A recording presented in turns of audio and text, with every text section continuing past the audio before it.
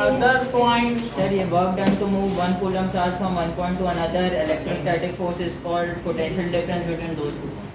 Against electrostatic force. Static force. Electrostatic force. Then sir आपने लिखाया कुछ और था पहले? एक ही बात है, work done in doing so. Sir याद ऐसा करने पर जो भी सर, कार्य पहले करना वाला पड़े, याद है। पहले वाला याद कर लिया। Work done Work done in to doing move one so coulomb is of called charge from one point to another point against static force. Then it is known as potential difference between those. Difference sir same है। Between. तो ऐसा करने में जो कार्य करना पड़े उसे हम क्या कहेंगे? Potential difference. Between Those those two points. Two points. जैसे कि ये एक हमारे पास सर आगे लेके आगे। है, मिला जरूर होगा लेकिन बताता कोई नहीं है। बताएगा कोई नहीं। लाइन में पीछे था। प्लस चार्ज यहाँ पर अगर मैं P से Q 1 कूलम चार्ज को मूव करूं, प्लस 1 कूलम चार्ज को, हाँ। तो सर तो वो लीव कौन हुआ? प्लस एक कोई इंसान लीव हुआ। प्लस 1 कूलम चार्ज को यहाँ से यहाँ तक मूव करे और अगेंस्ट किसके? Electrostatic तो force। ये रिपल करेगा, कहेगा दूर जाओ, हाँ। मैं इसके पास ला रहा हूँ। हाँ सर। तो क्या आपको काम करना पड़ेगा प्रोटॉन को प्लस के पास लाने में? जो आपने काम किया वही पोटेंशियल डिफरेंस है। तो इसलिए ऐसा करने में यहाँ से यहाँ तक लाने में अगर आपको 4 जूल काम करना पड़ा और आप मान लीजिए 2 कूलम चार्ज लाएं, तो बताओ 2 कूलम चार्ज को यहाँ से यहाँ तक लाने में अगर 4 जूल काम करना पड़ा तो पोटेंशियल डिफरेंस क्या है P और Q के बीच का? 2 वोल्ट। पोटेंशियल डिफरेंस का फार्मूला बताओ कैटरीना। V is का W W by upon W by Q। D equal to W। पहले Work बताया done था। upon ठीक है, जिससे पूछे वही उसी को हाँ, बता दें। charge। पोटेंशियल नाम तो department. Difference is equals to work done Upon charge। upon charge। तो that is work done 4 coulomb है, 4 जूल। अब बोलो चार्ज कितना था? 2 कूलम। तो that is 2 जूल पर कूलम। बात समझ में आ गई? अब देखो, इसको भी जुलम हाँ,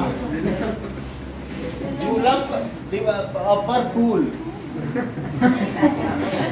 फिर उसको कुछ कहते हैं ना सर। किसको? वोल्ट बोलते हैं, वोल्ट। हाँ वोल्ट। वोल्ट बोलते हैं। इसको कहते हैं 2 वोल्ट। ये इसके जो भी थे तो- साइंटिस्ट अलेक्जेंड्रा वोल्टा, वोल्टा। उनके नाम पे इसको क्या कहते हैं? वोल्ट। तो अलेक्जेंड्रा वोल्टा साइंटिस्ट का नाम था हाँ। जिन्होंने पोटेंशियल डिफरेंस के बारे में लिखा। So that's why it is called as Alexandra Volta। Volt. 1745 to देखो 1800। ये बता भी रहे हैं, दैट इज 2 वोल्ट। अब जरा देखो कि what is cell, what is the work of a cell और बैटरी, To बताओ। pass Potential electrons difference। from it sir मैं इसका कुछ बताऊँ? to complete the circuit। हर चीज अनुराग कुमार सर क्या पूछे? इन्होंने बताया सेल क्या है। Sir it is a sir जब बैटरी को डिवाइड कर दे तो सेल बनता ये करेक्ट है, है। Charge container. ये बहुत अच्छा कह रहे हैं, ये भी अच्छा कह रहे हैं। That is it is maintaining, बहुत अच्छी बात कही है, maintaining potential difference. Potential difference और कांस्टेंट पोटेंशियल डिफरेंस बनाता है। हाँ। ठीक है, ये नहीं कि 2 वोल्ट का अगर लाए हो तो 2 वोल्ट ही बना के रखेगा। Between Those 2 points। 2 points, 2 points के बीच में अगर मैंने बैटरी या सेल लगा दिया, ये सेल लगा दिया, और ये एक मेटेलिक प्लेट है जिसमें मैंने लगाया दूसरी मेटेलिक प्लेट है और उसमें लगा दिया, ये प्लस एंड और ये माइनस एंड है। हाँ। ठीक है, तो अब इसमें मुझे बताइए कि जो माइनस एंड है और जो प्लस एंड है, तो अगर मैं यहाँ से इलेक्ट्रॉन को छोड़ दूं और वो यहाँ पहुंच जाए, सर तो क्या क्या मतलब मैं यहाँ से 1 कूलम चार्ज को छोड़ और वो दूं, कहाँ इलेक्ट्रॉन को छोड़िए आप, अच्छा। 1 कूलम नेगेटिव 1 कूलम चार्ज को यहाँ से छोड़ दूं और वो यहाँ पहुंच जाए, हाँ। तो क्या होगा? वर्क डन होगा। बोलो, वर्क डन दे देगा सर? कितना दे देगा? कितना 1 दे- कूलम क्या सर? जितने का हो बताओ बताओ, आप डिफिनीशन पढ़िए यहाँ, बताओ। सर ये तो बीच में तो स्पेस है। 1 ही होगा सर जितना उसके इलेक्ट्रोस्टैटिक या 0 होगा। सर आप क्या पूछे? नहीं 1 नहीं होगा सर, क्योंकि सर आप मतलब क्या आप चलो स्पेस ना लो, ऐसे रजिस्टर ले लो, वरना कैथोड डिस्चार्ज ट्यूब होती है उसमें बीम दिखती है कि नहीं, जो डिस्चार्ज हो जाती है, या प्लाज्मा बॉल चला के दिखाई थी हाँ। तो डिस्चार्ज हो जाता था कि नहीं सेंटर से वहां तक। तो अगर 1 कूलम यहाँ से यहाँ तक आए तो वो कितनी जूल रोशनी देगा? 1 जूल। ये ठीक है नहीं, क्योंकि अगर मान लो 2 जूल का है तो सर वो तो बैटरी पे डिपेंड करता है। बैटरी पे डिपेंड करेगा, वही तो 2 बोला। वोल्ट का अगर बैटरी 1.5 होगी ना अगर 1.5 की होगी तो 1.5 का देगा, हाँ। और मान लो और कोई भी है तो निकल कैडमियम की 2 वोल्ट की भी होती है। सर 1 कूलम पास हो तो रहा है। इसका मतलब क्या हुआ कि बैटरी का काम क्या है? बैटरी का काम है To maintain potential. To maintain potential difference. इन दोनों एंड के बीच में वो क्या करेगा बताओ? Potential. Sir Potential. वो दो एंड्स हैं क्या? दीज आर 2 मेटेलिक प्लेट्स, इसके बीच में कंडक्टर है, वहाँ रजिस्टर है, तो इसका काम क्या है? सर जैसे बीच में बल्ब होगा। बल्ब हो गया कहीं, तो उनके दोनों एंड्स के बीच में पोटेंशियल डिफरेंस कितने का पैदा करेगा? 2 वोल्ट का। और 2 वोल्ट का मतलब क्या है कि 1 कूलम चार्ज अगर वहां से गुजरे तो इतनी एनर्जी दे के जाए, और हम अगर यहाँ से यहाँ पहुंचाए इलेक्ट्रॉन को तो हमको कितना काम करना सर पड़ेगा? प्रोटॉन को 2 वोल्ट, सही कह रहे हैं, that is 2 joule. Hmm. 2 volt का मतलब क्या है? 2 वोल्ट का मतलब क्या है? 2 जूल पर सेकंड। 2 जूल पर सेकंड। पर कूलम, जैसा कि अनुराग ने बताया 2 जूल पर कूलम। 1 कूलम चार्ज यहाँ से यहाँ आए तो हाँ। इतनी एनर्जी दे दे, हाँ। और हम उल्टा चलें उसके विरुद्ध हाँ। तो हमको उतना काम करना पड़े।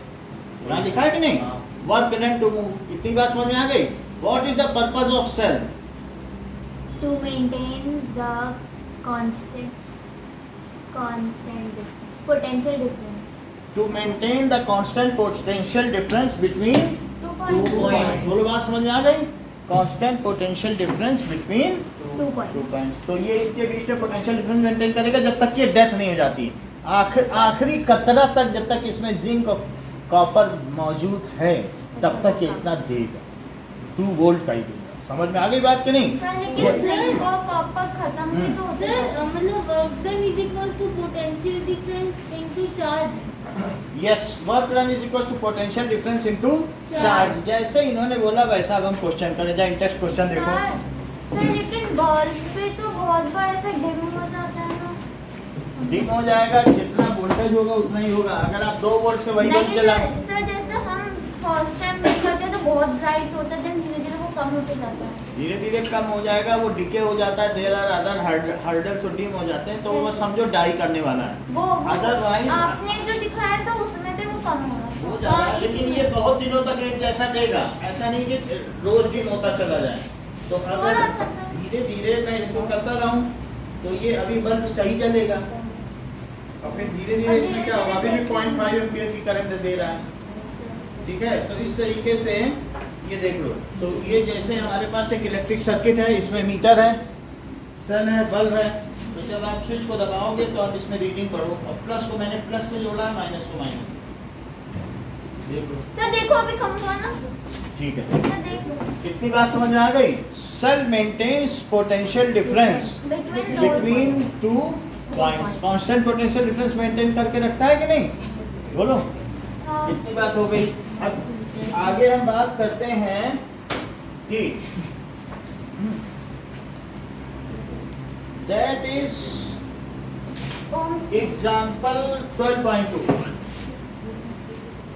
एग्जाम्पल 12.2 ना, ठीक है। अब बाकी लोगों ने तो देख लिया ना, बस इन्हीं को दिखाना था। और तो कोई बचा है?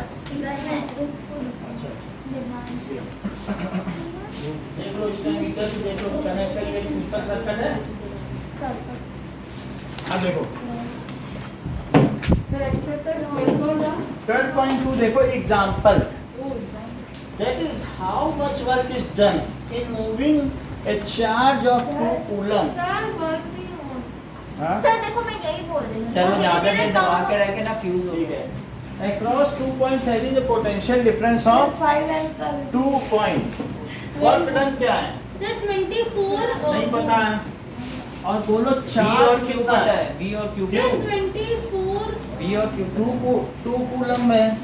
और पोटेंशियल डिफरेंस क्या है? Sir 12 volt 12 volt. V equals to W upon Q sir, 24 W equals to Q into V So कर देंगे पोटेंशियल डिफरेंस का क्या फार्मूला है? V equals to W upon Q work done divided by charge total charge so B is equals to W by हमें तो W पूछा गया है. हाँ. So W is equals to V VQ B कितना है? 12 to 24 और ये 2 कूलम 2 कूलम. सर आप उसके इज यूनिट भी तो इक्वल लिख टू रहे हो 24 क्या जूल वोल्ट को ही जूल पर कूलम कहते हैं? हाँ तो क्या मैं इसे 12 जूल पर कूलम लिख दूं? तो सर डायरेक्ट नहीं लिख सकते लिख सकते हैं. तो उससे क्या है कि आपका यूनिट का भी मैनिपुलेशन हो सर जाएगा. अगर हम कूलम तो की बोलो यहाँ पर जगह कितना आ गया? 24 जूल तो W 24 कितना आ गया? 24 24 जूल. ओके. सर अगर हम C की जगह S लिख दिए तो C की जगह S लिख दिए हम इस लिखने आपके पेन है, आप जिससे मर्जी वैसा लिखें. नहीं, अब इतनी बात समझ में आ गई? ये समझ में आया कि नहीं? सर आप मार्क्स काटोगे मार्क्स की छोड़ दीजिए. ये एक काम है कि हमने कितना काम किया. आप जो काम करोगे उसकी बगार मिलती है. तो अगर आपने कोई काम किया है सर आप बोल रहे थे ना स्पेलिंग का नहीं काटना सेकंड अलग चीज होती है. These are physical quantities. Unit बदल दोगे तो बात बदल जाती है ना. अब देखो सर लेकिन मत का ठीक है. अब आगे देखिए. नेक्स्ट क्वेश्चन क्या है? Name a device. अब कोई हाँ ठीक है, कोई बताएगा नहीं बीच में, जिससे पूछेंगे वही बताएगा. Name a device that maintains the नहीं सोनल that maintains a potential difference across a conductor. बोलो. मैं बताऊं रुक जाओ. Battery very good. So it maintains a potential difference. तो कौन मेंटेन करता है potential difference? Cell maintains the potential battery difference. नहीं लिख सकते बैटरी भी लिख सकते हो. बैटरी Cell of the तो battery. सर वोल्टमीटर क्या काम करता है वोल्टमीटर मीजर करता है कि कितना पोटेंशियल ड्रॉप है. जो कि पैरेलल होता है voltmeter measures the potential drop between 2 points या potential difference between 2 points. Sir तो हम उसका आंसर वोल्टमीटर भी तो लिख सकते हैं नहीं ठीक है. पोटेंशियल डिफरेंस सो पहले का आंसर क्या हुआ? वैसे करते वो Cell सेल और और बैटरी सेल और battery. These are called source of potential difference. इन्हें क्या कहते हैं? Source of potential difference Source of potential difference. Now सारी जरूरी बात यही करनी है. What is the mean by saying that the potential difference between 2 points is 1 volt? Define करो माही.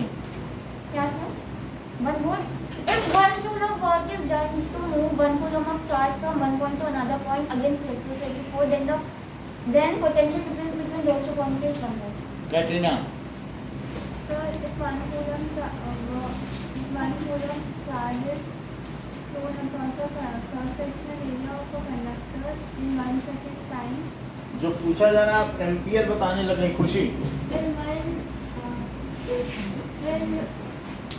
when 1 joule work is done to move 1 coulomb of charge from one point to another against electrostatic force, then the potential difference between those two points is 1 joule. Pratyush. ये Piyush. So when one joule work is done to move 1 coulomb charge between 2 points is 1 volt. Against electrostatic Against electrostatic force. Now third question. ये तो 1 volt हो गया. How much energy is given to each इसका coulomb answer of? क्या 1 volt अरे लिखा दिया ना है ना? 1 वोल्ट की definite energy Now how much energy is given to each coulomb of charge passing through a 6 volt battery? तो 6 volt बैटरी से 6 वोल्ट की बैटरी है और 1 कूलम चार्ज पास होगा तो कितनी एनर्जी देके जाएगा? 6 जूल सर ये तो ओम्स लॉ है V is तो directly proportional ये यहाँ पर 6 वोल्ट की बैटरी है और अगर इससे क्या है कि 1 कूलम चार्ज पास हो गया इसके थ्रू तो कितनी एनर्जी देगा? हाँ? वो रजिस्टर। बल्ब। अरे वो लिखा है। अब देखो, अब नाउ हाउ मच एनर्जी, तो क्या वर्क डन पूछ रहा है हाँ। और क्यू कितना दे रहा है 1 कूलम, W और V कितना दे रहा है? तो V क्या होता है? W बाई क्यू, V 6 है, W का पता नहीं और ये 1 कूलम है और ये 6 जूल है, नहीं सर वो 6 वोल्ट है। 6 वोल्ट है तो W क्या हो गया? 6 volt into 1 coulomb of charge is equal लेकिन to वोल्ट क्या होता है? 6 जूल। हाँ? वोल्ट। W by Q। अरे नहीं सर जूल पर coulomb J by C। Joule पर तो ये कट गया। तो बन जाएगा 6 जूल। यानी 6 joule work will be obtain if 1 coulomb charge passes through a register. तो वो हमें कितना काम करके देगा? 6 joule. Sir V is equal to 6V, ये क्या होता है? V is equals to 6 volt. Potential difference equals to- नहीं sir V is equal to 6V क्या होता है? वो दिया जो था, potential आपने difference 2 है वो बार 6 V लिख रखा है सबसे ऊपर में। वो potential difference is equals to 6 volt. Battery equals to 6 oh sir आप वोल्ट पूरा लिख दो। अरे समझ गया। ठीक है। नाउ अब आगे की बात देखो कि हाँ सर आप ये वापस समझा इसमें सेल क्या चीज़ है? It maintains potential difference between any 2 points. तो कभी भी सेल वो काम करता है कि जैसे पोटेंशियल डिफरेंस को मेंटेन करके रखता है। जैसे मान लीजिए ये माउंटेन है और ये है, ये सी है, तो यहाँ से जो इवापोरेशन होगा तो क्या क्लाउड यहाँ पे जाएंगे और यहाँ पर आ जाएंगे और यहाँ पर आने के बाद क्या करेंगे? जो काम ये हो रहा है सोलर एनर्जी से, ये एक तरीके से एनर्जी से हो रहा है, तो ऐसे ही at the expense of purity of cell और केमिकल एनर्जी। तो सेल का काम क्या है? उसके अंदर प्योर जिंक की रॉड है और कॉपर की, वो सब धीरे धीरे घुल जाएंगी सोल्यूशन में, कुछ भी बचेगा नहीं। और वो क्या करेगा? यहाँ से बार बार पानी हाई पोटेंशियल से क्या करेगा? लो पोटेंशियल में जाएगा। इसी तरीके से ये करंट को क्या करता है? सेल प्लस टू माइनस यहाँ से यहाँ तक करता है और अंदर के अंदर क्या करता है? हाँ। जो बाकी की बची जगह है वहाँ पर माइनस से प्लस में जाएगी वही current.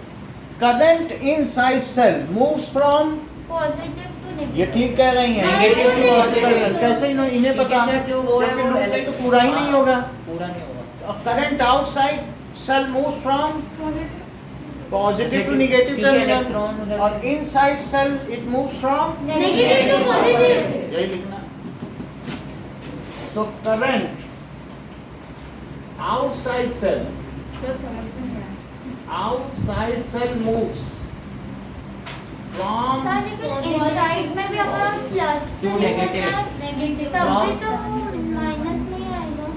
and inside cell negative to positive. Inside cell it sir moves higher potential to lower भी लिख सकते हैं।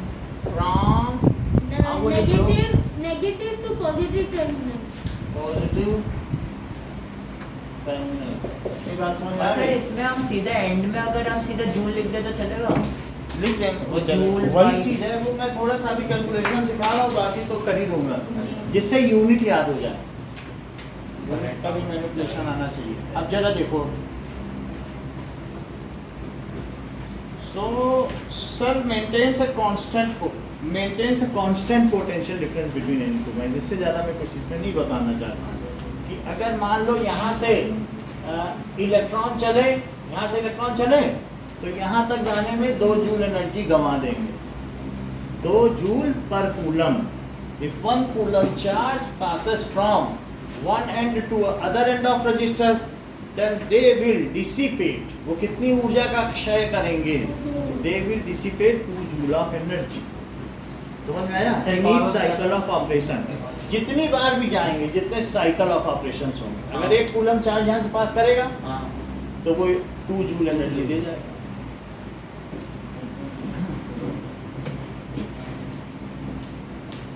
अब देखें कि now we will see what happens inside the conductor, अपने मार्जिन में देखिए, तो उसमें ये पूछा गया है कि किसी कंडक्टर में क्या होता है। वास्तव में वहां पर वो ब्राउनियन मोशन की बात कर रहा है। तो कहाँ पर? मार्जिन में मार्जिन जगह है ये वहाँ पे? ये अच्छा, बॉक्स। अच्छा है ये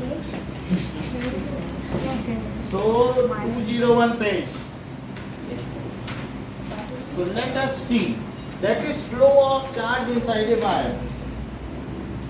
Flow of charge सर कल हमारा कोचिंग 3:30 है ना? inside a wire. हाँ. Now. अब देखो कि मान लीजिए ये बात हमने देख ली थी कि flow of charge inside a wire, कि सोडियम ही मेटल ले लो तो सोडियम क्या करता है, वो अपने लेटिस पॉइंट पे रहेगा और क्या वो अपना एक एक इलेक्ट्रॉन डोनेट कर देगा, तो इसको कहते हैं मेटेलिक बॉन्डिंग। और वो जो इलेक्ट्रॉन इसने छोड़ दिया, क्यों छोड़ दिया, क्योंकि Na के पास 2 कॉन्फ़िगरेशन है, तो ये इसका ऑक्टेट नहीं पूरा होने दे रहा है। अगर ये Na से ये Na प्लस बन जाए और एक इलेक्ट्रॉन छोड़ दे तो क्या इसका 2 हो जाएगा। हाँ, और अभी कितना है 281, तो ऐसा ये कर देता है और बाकी इलेक्ट्रॉनों से कहता है कि तुम कहीं भी घूमो, हमारे घर से निकल जाओ, तो पॉजिटिव। तो ये निकल गया सारे electron. These electrons are free electron. फिर ये निकलते कैसे हैं? निकलते का मतलब है, कह रहा है कि ये मेरी वैलेंस सेल है और तुम मेरी वैलेंस सेल से ऊपर की जितनी सेल है वो कंडक्टिंग सेल कही जाती है। हाँ, कंडक्ट। मतलब मान लो इसके ये है, कह रहा ये मेरी वैलेंस सेल है हाँ। और इसमें कितने हैं 3 4 5 6 7 8, कह रहा है यहाँ से मैं तुम्हें निकाल रहा हूँ, तुम ऊपर जाओ जहाँ जाओ, अच्छा तो मैं वो बन जाऊंगा, यहाँ भी जा सकते, मेरा ऑक्टेट पूरा हो जाएगा। मेरा आउटपुट पूरा हो जाएगा, तुम बाहर चले जाओ या कहीं घूमो, फ्री तो इलेक्ट्रॉन। ये अब क्या कहलाएगा, फ्री फ्री इलेक्ट्रॉन। और ये स्वयं लेटिस पॉइंट्स पर रहेंगे। हाँ सर। लेटिस पॉइंट्स का मतलब है कि जैसे कोई भी मेटल रिजिड होता है सर ये तो पैराग्राफ का उनके जो भी पॉइंट्स होते हैं जिसकी वजह से उनका एक स्ट्रक्चर होता है, जैसे ये ऑक्टाहेड्रल स्ट्रक्चर है जो भी हो, तो ये तो NaCl है। जो भी हो, तो इनके ये क्या है, लेटिस पॉइंट्स हैं। जैसे इस कमरे में ब्रिक्स लगी है तो हर ब्रिक का सेंटर उसका लेटिस पॉइंट है, तो हर ब्रिक का सेंटर इस तरीके से इस भवन का निर्माण हुआ है। So in the similar manner any metal has its own structure, और उसी स्ट्रक्चर की वजह से उसकी टेंसाइल स्ट्रेंथ होती है। लोहा ज़्यादा टेंसाइल है, कॉपर उतना नहीं, तो उनका स्ट्रक्चर कुछ तो होता होगा जिसकी वजह से ऐसा है। तो ये अपने लेटिस पॉइंट को नहीं छोड़ते, जबकि इलेक्ट्रॉन क्या करते रहते हैं, छोड़ दे दूँ। फ्री होते हैं वो। कंडक्ट करते रहते हैं। मान लीजिए मैं यहाँ पर एक मेटल प्लेट लगा दूँ और यहाँ पर भी क्या कर दूँ, मेटल प्लेट लगा दूँ। सर बहुत ज़्यादा ठंडी लगी। अभी बेटा इसको फिट कर देंगे। चलो अब हाँ, अब देखो कि मैंने इसमें एक कांस्टेंट पोटेंशियल डिफरेंस मेंटेन कर दिया, तो कांस्टेंट पोटेंशियल डिफरेंस मेंटेन करने की वजह से ये जिंक की प्लेट हो गई, ये कॉपर की, जैसे मैं बताया था कि हाँ। जिंक इलेक्ट्रॉन निकालता रहता है, जिंक माइनस। तो ये माइनस और ये प्लस, तो ये सब कैसे हो जाएंगे, माइनस माइनस और ये क्या हो जाएगा, प्लस। तो ये जो हमने इसके बीच में एक इतना बड़ा स्लैब रख दिया सोडियम का, तो क्या ये कंडक्टर का काम करेगा, सर ये सुनो ये कैसे कंडक्ट? सुनिए, सर बैटरी क्या इसके ये इलेक्ट्रॉन्स फ्री इलेक्ट्रॉन्स हैं, हाँ। फ्री इलेक्ट्रॉन्स, और ये कैसा है, ये इट इज वो lock latest point. At lattice point, वो मूव नहीं कर सकता है। अच्छा, तो ये इलेक्ट्रॉन यहाँ चलने लगेंगे क्या, चलने लगेंगे सर, और ये इधर जैसे जैसे चलने लगेंगे एनोड की तरफ। तो अब यहाँ से ये ऐसे ऐसे चलने लगेंगे और सर फिर एक यहाँ भी चलने इलेक्ट्रॉन कम लगेंगे है। ये सर और यहाँ से भी चलने ये चलने लगेंगे, फिर ठीक है कि बैटरी नहीं, में और सर ये फिर इलेक्ट्रॉन पॉजिटिव की तरफ क्यों जाता बोलो ये इलेक्ट्रॉन है प्लस की तरफ अट्रैक्ट होता है कि नहीं, है? और ये निगेटिव है, तो निगेटिव टर्मिनल क्या जिंक का है, जी सर। और जिंक का मैंने बताया था कि वो तो इलेक्ट्रॉन निकालता ही रहता है। जिंक के बारे में ये बात आपको बताई थी, सर 2 निकालते हैं। ये देखो ये बात सही है कि ये जिंक है और ये क्या है, कॉपर है। कॉपर जिंक में 4 होंगे सर कॉपर ले लेते हैं तो इसने क्या किया बताओ, जब जिंक उतरेगा तब इसमें अंदर से वो क्या निकालेगा, कॉपर इलेक्ट्रॉन। इलेक्ट्रॉन निकालेगा, बहुत सारी इलेक्ट्रॉन निकालता रहेगा। सर ये गैल्वेनाइड कौन सा सर? ठीक है, गैल्वेनिक सर। ये ऐसे चलता रहेगा और ये कॉपर सल्फेट है। तो इस तरीके से जिंक ने निकाला। अब बताओ इलेक्ट्रॉन यहाँ से चलता गया, इलेक्ट्रॉन की कोई कमी नहीं है, ये इलेक्ट्रॉन यहाँ से मूव कर रहा है हाँ। और यहाँ से मूव कर रहा है और यहाँ चलता गया। वो ये तो- सर्किट अब ये क्या कंडक्टर में क्या होते हैं, क्या ये फ्री इलेक्ट्रॉन मूवेबल है? क्योंकि वो जो कंडक्टिंग सेल वो एक होती है ना ऊपर की वैलेंस बॉन्ड, ये वैलेंस क्या शेल के ऊपर कंडक्टिंग शेल्स सर होती ये हैं। अपने बगल में बना ना plus plus plus minus minus. ये 2 प्लेट है, उन 2 प्लेट के बीच में हमने उसको दबा दिया है उस मेटल को, और अब मैं उसका रेजिस्टेंस चेक कर रहा सर हूँ। लेकिन तो एक चीज सारे इलेक्ट्रॉन इसमें चलेंगे, तो सर, बोलो ये ये कंडक्टर जो- है। जी हाँ सर। सर, और इस मॉडल का नाम क्या है? गैल्वेनिक।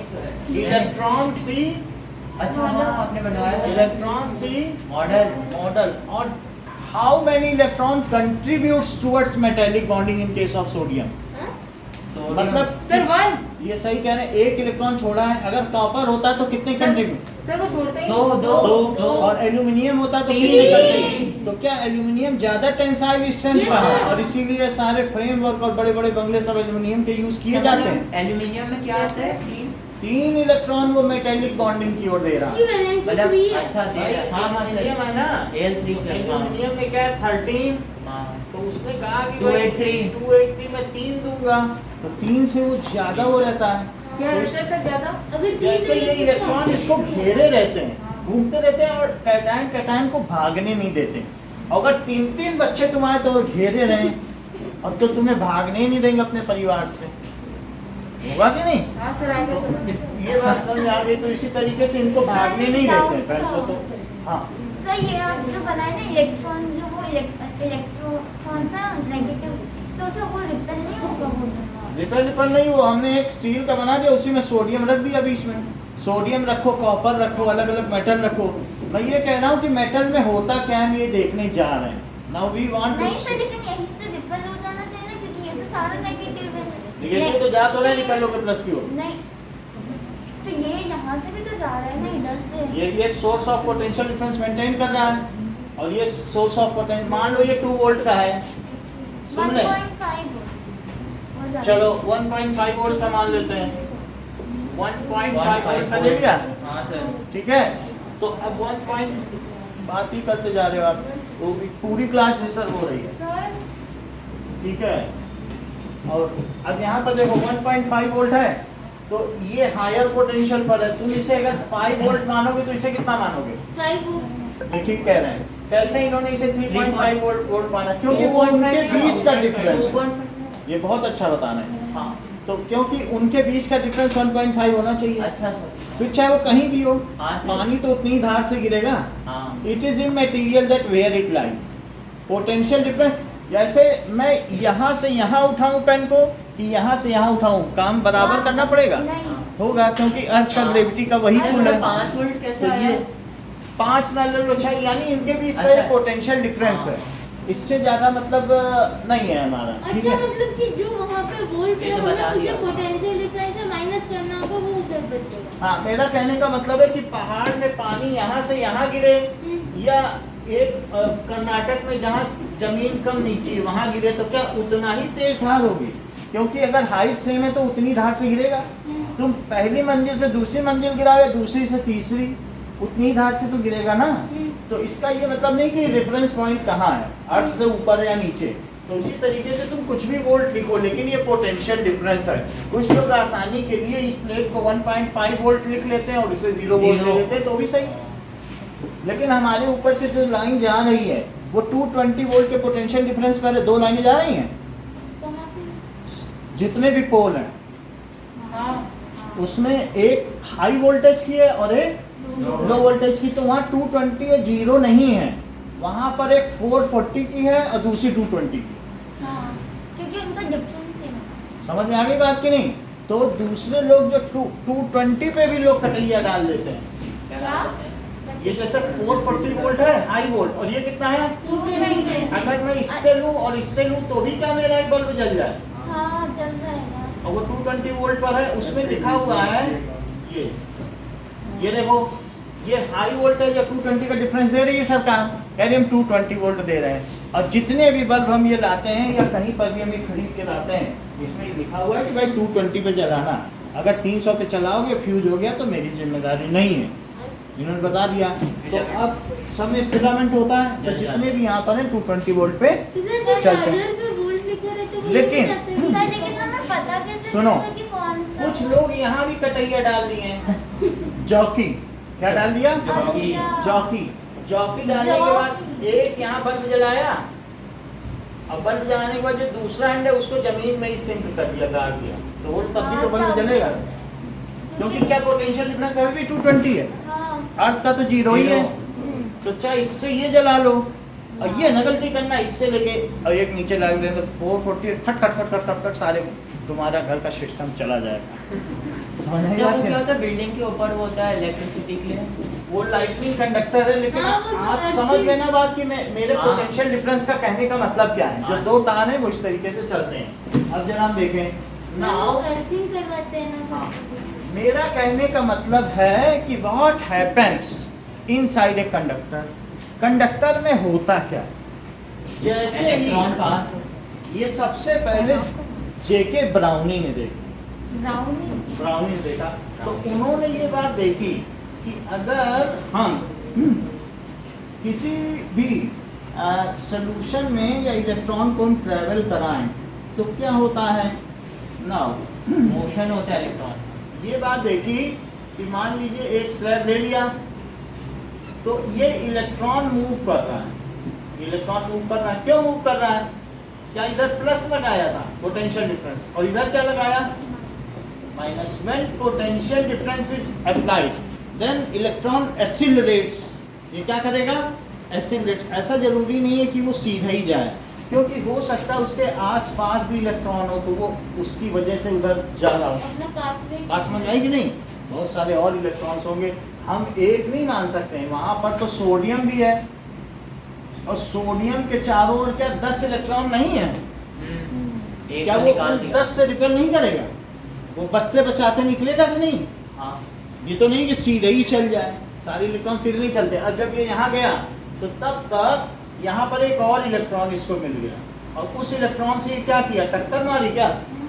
और टक्कर मार के फिर ये इधर आ गया। टक्कर मार के जैसे हम जा रहे थे सीधे, और जैसे स्नूकर की बॉल पे क्यू होती है, एक टारगेट होती है, तो हम मारते हैं तो वो क्या होती है, किसी से टकरा गई तो लौटेगी भी। तो अब ये लौटेगी, तो लौटने पर भी ये जो इलेक्ट्रॉन इधर गया, इसके दिमाग में है कि वहाँ जाना, दिमाग में भरा हुआ है, वहाँ पहुँचे किसी तरह। तो अब उसी अट्रैक्शन फोर्स की वजह से क्या ये लौटा? तो सीधा यहाँ क्यों पर भी नहीं? किसी इलेक्ट्रॉन से टकराया। That means it is a kind of zigzag motion। कैसा मोशन है? Zigzag। ये A.K. ब्राउनी ने सबसे पहले देखा इसको माइक्रोस्कोप पे। तो ये यहाँ आया, और फिर हो सकता है कि कहीं ना कहीं किसी रिपल्शन से और किसी से भी टकराया। कभी कभी कैटायन के भी इंटरेक्शन में आ जाता। सर के ब्राउन ने इलेक्ट्रॉन को रियल में देखा तो इलेक्ट्रॉन को इन्होंने रियल में देखा, इलेक्ट्रॉन के मूवमेंट को देखा। इन्होंने सोल्यूशन लिया, मतलब एक उन्होंने बर्तन लिया और उसमें एक इलेक्ट्रोफोरिक इफेक्ट बनाया, यानी उसमें इलेक्ट्रॉन ही इंजेक्ट कर दिए। इलेक्ट्रॉन डाल दिए। इलेक्ट्रॉन तो किसी के भी सर में अगर मैं पेन रख लूँ तो उसमें इलेक्ट्रॉन आ जाते हैं, वो हमने दिखाया था आपको। इलेक्ट्रॉन किसी में भी डालना आसान है क्योंकि वैलेंस इलेक्ट्रॉन है। तो उन्होंने फिर उनके मूवमेंट्स स्टडी की। तो जब मूवमेंट स्टडी किए तो उन्होंने ये बात देखी, वो इलेक्ट्रॉन किसी न किसी पे बैठ गए थे। अब जिस पे बैठे थे वो एक कोलाइडर साइज का हो गया था, 1000 नैनोमीटर। और कोलाइडर को माइक्रोस्कोप से अगर देखा जाए तो बिल्कुल ऐसे चमकते हैं जैसे सितारे। तो उन्होंने उसके मूवमेंट देखा, वीडियो हम भेज देंगे आज आपको कि किस तरीके से वो चल रहा है, ये दिखाया गया, ठीक है कि नहीं।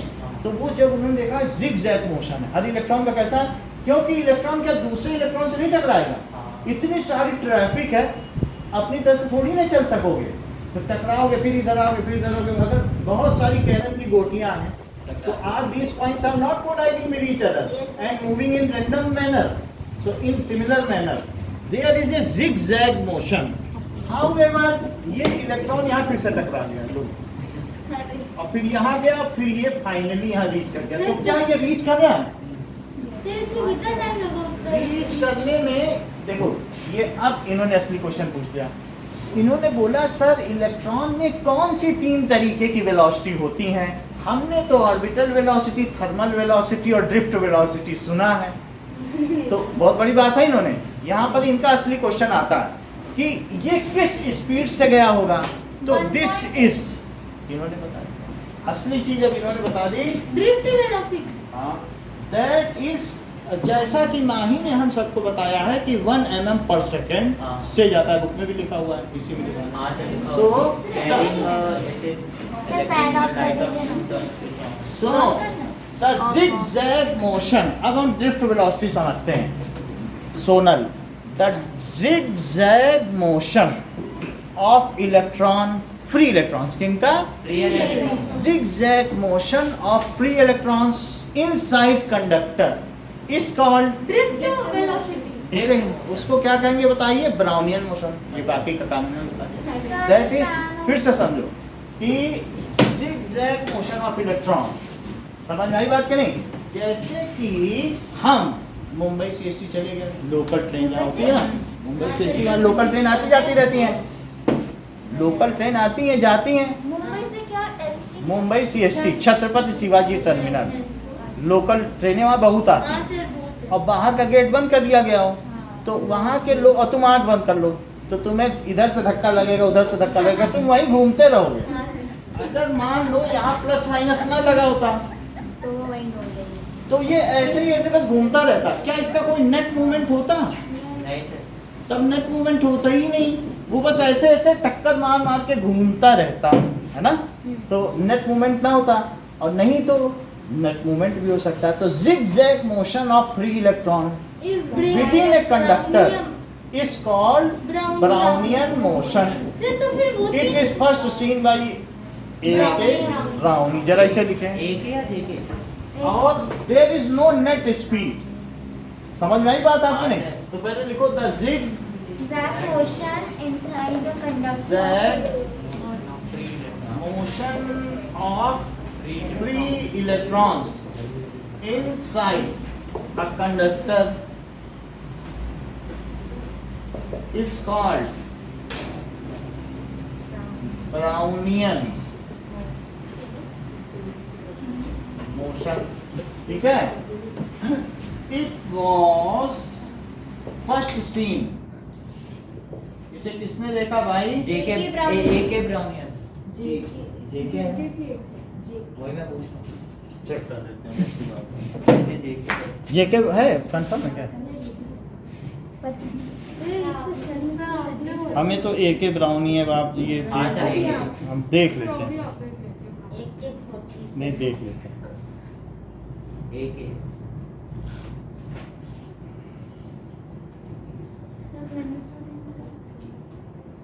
AK brownie. सर इसमें नेगेटिव की तरफ AK है ना सर? क्या JK? अभी देख लेते हैं. सर उसका फुल फॉर्म तो सर सिर्फ ब्राउन ही लिख के आया. Brownian motion is observed by. Sir AK and JK brown. वो खुद ही बता देगा. ठीक है? Brownie brother. ठीक है ना, हमारी रही ना तुम्हारी, रॉबर्ट ब्राउन. सर ये नाम तो सुना है. Robert Brown. It was first seen by Robert Brown. तो मुझे सर आर की है. RB है. अब देखो, अब सुनिए जरा. There is no net movement of free electrons in absence of potential difference. यदि इनमें कोई बैटरी न लगाई जाए, ये चीज तुमने कैसे पाई बताओ? क्या बैटरी लगा दी होगी? हाँ. और तभी तो इनमें एक Potential. Constant potential difference maintain किया. Yes sir. ये न लगाया होता. So there is no net movement. कहीं आएंगे जाएंगे नहीं, बस उधर ही घूमते रहेंगे. There is no net no, जैसे वो बॉक्स के अंदर ही घूमते रहेंगे. उस मेटल के, ये मेटल है. कंडक्टर मेटल है, कोई कंडक्टर के अंदर मूव करते रहेंगे, जैसे आयरन है तो उसके इलेक्ट्रॉन अंदर घूमते रहे। घूमते रहेंगे, टक्कर मारेंगे, फिर सर घूमेंगे। सबसे ज्यादा conductor net movement of electron किस कोई उनकी फेवर्ड डायरेक्शन नहीं कि वहां वो जा रहे हैं, और फ्री इलेक्ट्रॉन। हाँ उनका कोई फेवर्ड डायरेक्शन नहीं, बस वहीं घूम रहे हैं, जैसे कोई फिलेंडरर नहीं होता है, तो वैसे ही दैट इज फिलीन प्लस एंडरर। ऐसा मनुष्य, ऐसा गाय जो घूमने का प्रेमी हो, वो सड़कों पर बस घूमता रहे। Travel Fricker. हाँ, so no net movement of electron within, sir free electron लिख सकते no net movement of electron within conductor sir लेकिन इसमें तो इसको पता है ना कि इसको प्लस की तरफ जाना है। Minus in absence of potential difference। बोलो बात समझ में आई? सर फ्री इलेक्ट्रॉन लिख सकते हैं। हाँ। तो पोटेंशियल डिफरेंस के अभाव में क्या उनका कोई फेवर्ड डायरेक्शन होगा? नहीं सर। यदि हम कोई भी सेल न लगाएं, बैटरी न लगाएं, तो पोटेंशियल डिफरेंस नहीं होगा। अब फिर जरा- आपने जो रॉबर्ट ब्राउन लिख दिया। लिख दिया तो लिख दिया, अब क्या कर तो सकते ब्राउन ही नहीं है क्या? हैं? नहीं, हैं? ब्राउनी था, उसमें ब्राउन लिखा था। एक दो जगह देखोगे तो ब्राउनी मिल जाएगी। चलो ठीक है, ब्राउनी था। समझ में आ गई बात? अब जरा देखें,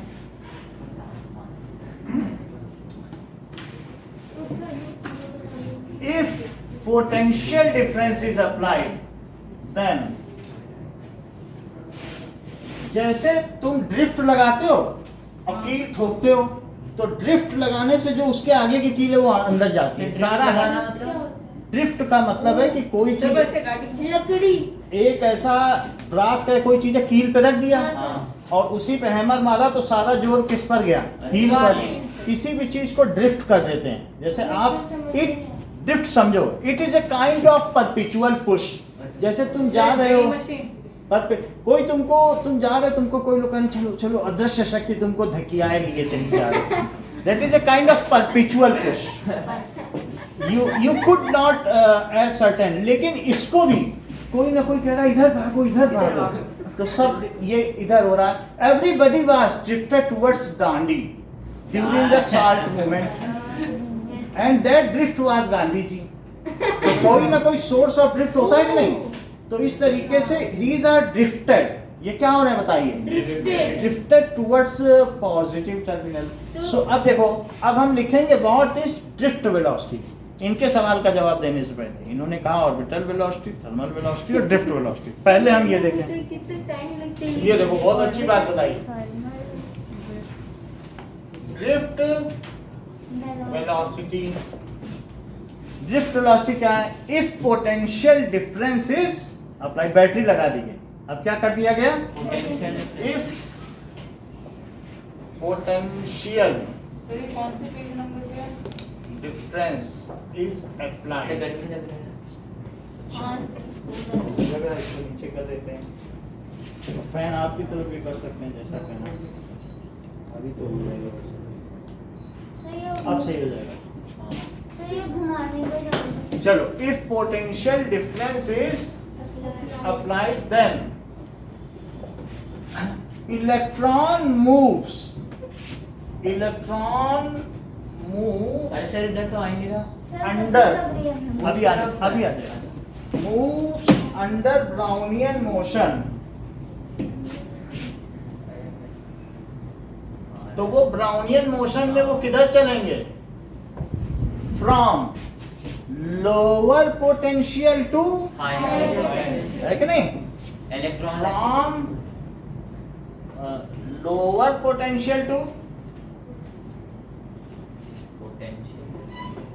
higher potential.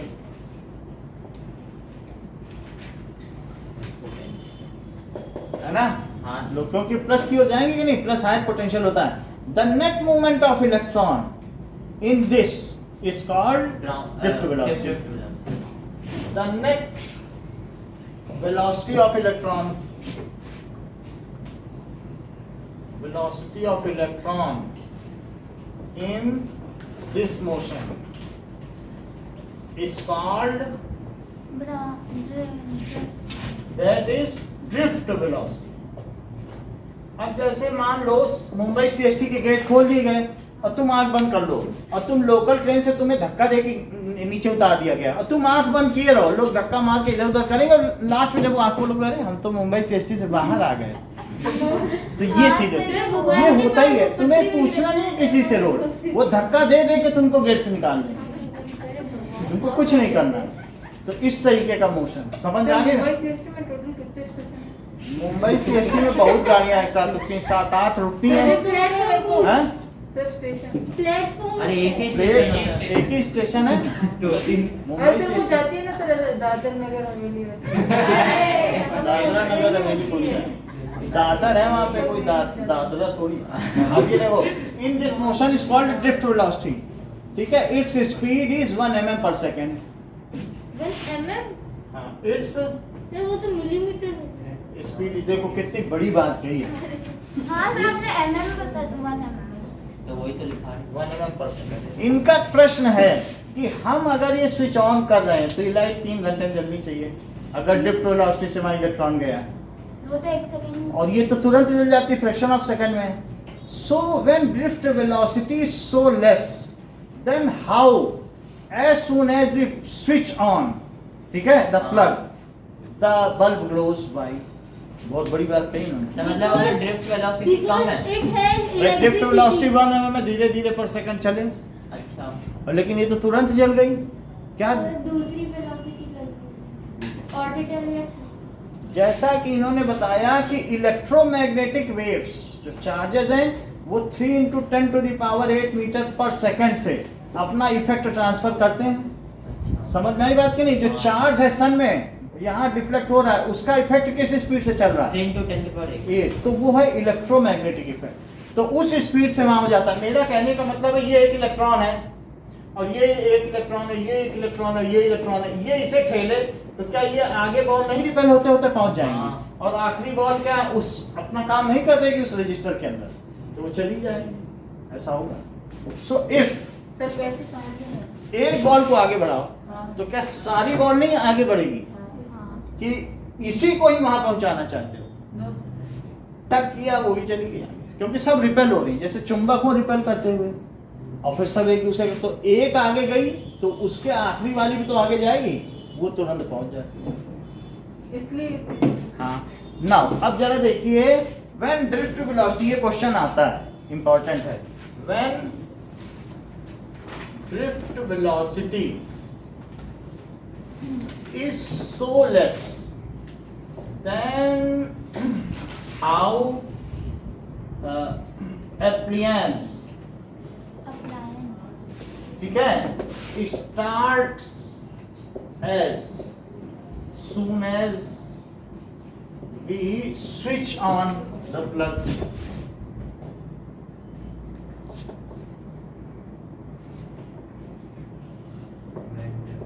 The electric effect of charge moves with 3 × 10⁸ metre पर सेकंड स्पीड। इस इफेक्ट से करता है, हाँ ठीक है। Which causes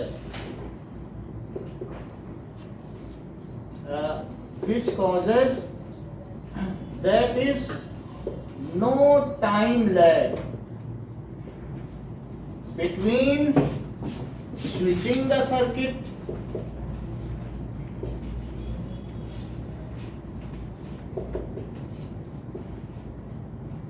and starting off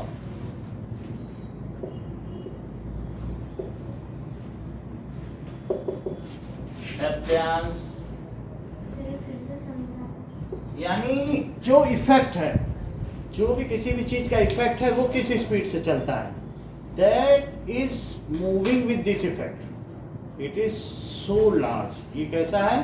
sir electric effect of charge में इलेक्ट्रिक इफेक्ट का मतलब है जो लाइट की स्पीड है अच्छा उसी स्पीड से। यानी मान लीजिए कि ये 3 लाख किलोमीटर है। कितने किलोमीटर? 3 लाख। करोड़। 3 लाख है, 3 जीरो और लगा दो, 3⁸ हो जाएगा। 3 लाख किलोमीटर है। यहाँ एक चार्ज सिर्फ ऑसिलेट कर रहा है, तो यहाँ पर जो दूसरा चार्ज है उस पर कितनी देर में प्रभाव पड़ेगा? इतने 3 1 सेकंड में। इन्होंने कैसे जान लिया? क्योंकि यही तो 3 × 10⁸ सेकंड है। किलोमीटर, अच्छा हाँ हाँ। ये बहुत है किलोमीटर। तो इतने मीटर, वो तो देखो ये इतने मीटर। तो लाइट की स्पीड क्या है? 3 × 10⁸ 3 × 10⁸। वही उसके इलेक्ट्रिक इफेक्ट की भी फील्ड है। यानी जो एक लाइट का पार्टिकल कहीं ऑसिलेट हुआ तो उसकी इलेक्ट्रिक इफेक्ट वहां कितनी देर में पहुंच जाएगी? इतनी देर में पहुंच जाती है। 1 सर ये सेकंड। कितने, ये 1 सेकंड में इतनी पहुंच जाएगी? 1 सेकंड में पहुंच जाएगी। आप तो ये अप्रिशिएट करो कि ये जैसे अर्थ है ना 6400 किलोमीटर है। वो तो कितना तो था? कितना था? आप ये देख लीजिए कि 6400 किलोमीटर है। हाँ। तो आप ये समझ लीजिए कि 6400 किलोमीटर है तो सर बस 6400 है पूरे अर्थ के इसमें। किलोमीटर। अब ये अच्छा। कितना हो गया? 1 2 3 4 5 6 हो गया, ठीक है। अब इसका डबल कर दो 6 करोड़ 40 तो पूरा डायमीटर आ गया। अच्छा। डायमीटर कितना हो गया? 64 का डबल 128। अब 1 2 3 4 5 1 2 3 4 5 6 7, यानी अगर एक लाइट को छोड़ दिया जाए तो 10 चक्कर लगा देगी 1 सेकंड में अर्थ पे। ओ भाई 10 चक्कर 1 सेकंड में लगा देगी। How many round? मैं आज दोपहर में देख रहा था कितनी फास्ट चक्कर लगा देगी। तो इस तरीके से आप समझ गए कि नहीं? तो कैसे देख रहे थे? YouTube में सब मौजूद है। अच्छा देखो, तो अब आप समझ गए ना कि electric Yes, sir. Effect moves very fast. It moves with the speed of light and it causes the electric appliances to work. उसका इफेक्ट वहां पहुंच गया ना, उस इलेक्ट्रॉन को पहुंचने की जरूरत नहीं है, उसका इफेक्ट वहां पहुंच गया। दैट वाई हमने आपको बताया कि ये है तो इसका इफेक्ट यहाँ पहुंच जाएगा। इसके मूव करते ही, इसके चलते ही जो इसका इफेक्ट है वो इस पर आ जाएगा। बाकी दूसरे भी रिपेल होते चले जाएंगे, तो उसको उसी को नहीं पहुंचना है। अदर इलेक्ट्रॉन्स यहाँ पर बहुत सारे इलेक्ट्रॉन हो, अगर यहाँ से तुमने बॉल को खिसकाना शुरू किया तो क्या आखिरी बॉल वहां नहीं गिर जाएगी? कि तुम्हें इसी को गिराना है कि ये जब तक आगे बढ़ेगी तो साथ में आगे भी तो इलेक्ट्रॉन आगे बढ़ेंगे, वो आखिरी वाला अपना काम कर देगा, नहीं कर देगा। तो इस चीज है। सो एंड स्टार्टिंग, इसीलिए इन दोनों में इलेक्ट्रॉन कभी खत्म नहीं होते। इलेक्ट्रॉन्स खत्म नहीं होते हैं, क्योंकि इसमें क्या होता है कि सर जो चार्ज का मेजर। सर क्या पता गिरते गिरते सब देखो जो इलेक्ट्रॉन यहाँ आया हाँ। तो इसमें से एक इलेक्ट्रॉन फिर यहाँ इंटर भी कर गया, तो ये इलेक्ट्रॉन यहाँ जाएगा और फिर अंदर पे क्या होगा? ये प्लस और ये क्या है बताइए? माइनस। माइनस है। तो इससे एक इलेक्ट्रॉन निकल रहा है और वो धीरे धीरे एक यहाँ है, वही इलेक्ट्रॉन जा रहा है, इसमें उतना ही इलेक्ट्रॉन है और फिर वो यहाँ जा रहा है। फिर कॉपर से कहेगा, मजबूर करेगा, तुम लोग चलो उधर जाओ। उसको तो बहाना चाहिए और वो उसमें इतनी अच्छी टेंडेंसी है कि वो चीज कर रहा है। समझ में आ गई बात आपको? हाँ, ड्रिफ्ट वेलोसिटी रिपीट करो। What is drift velocity?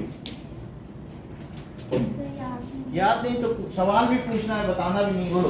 There is potential difference is applied when electron moves in Brownian's velocity from Brownian motion from lower potential to higher potential. The net velocity of electron in this motion is called drift velocity, and its speed is 1 mm/s.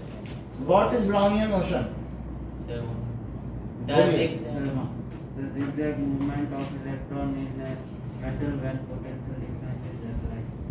Potential difference की कोई बात ही नहीं है। No, the net Within- movement is zero. No net Within the movement. inside a conductor, conductor जो which zigzag is- motion होता है। ठीक है। Of free electron. If no potential difference is applied, then what is the net velocity of electron within the conductor? बोलो। Yes, if no potential difference is कुछ applied, होगा तो वो बस वहीं इधर उधर टकराते रहेंगे, कहीं जाएंगे नहीं। There is no favored motion. समझ आई बात कि नहीं? अब Sir, चल, हाँ no time के बाद आपने क्या लिखा? क्या? No time के बाद. नो टाइम लैग, उनके बीच में टाइम का कोई Lag नहीं होता। कोई लैग नहीं होता। अब जरा देखो कि एक होती है कि इसके चारों ओर इलेक्ट्रॉन रिवॉल्व करते हैं, उसको कहते हैं ऑर्बिटल वेलोसिटी। क्या आपने ये बात सुनी है? बोर्स एटॉमिक मॉडल में 9 में पढ़े हो हाँ। कि वो उसके चारों ओर इलेक्ट्रॉन न्यूक्लियस के चारों ओर चक्कर लगाता है, Yes, sir, तो फिर गिर उसको जाता है। कहते हैं the orbital velocity, the speed with which electron revolves around the nucleus is called orbital velocity. It is 2 into 10 to the power 6 meter per second. That is speed with which electron Moves around the revolves around nucleus. तो nucleus is called, बोलिए खुशी क्या कह रही हैं? Orbital velocity.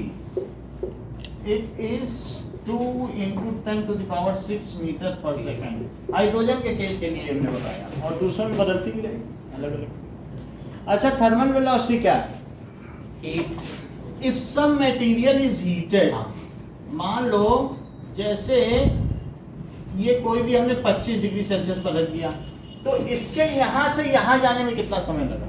Thermal velocity. ये thermal velocity है। हाँ। वो 10 to the power 3 मीटर पर सेकंड है। फिर भी इस ये मूवमेंट ड्रिफ्ट वेलोसिटी, क्योंकि वो टक्कर मार के घूम रहा है, वापस आ रहा है, जा रहा है, उसे पता ही नहीं चल रहा कहाँ कहाँ धक्का खा रहा है। धक्का खाते खाते तो बहुत समय लग गया ना, लेकिन जितनी देर तक ये स्टेट चलता है उसे क्या कहते हैं? सर ये जो अंदर जो move Thermal velocity.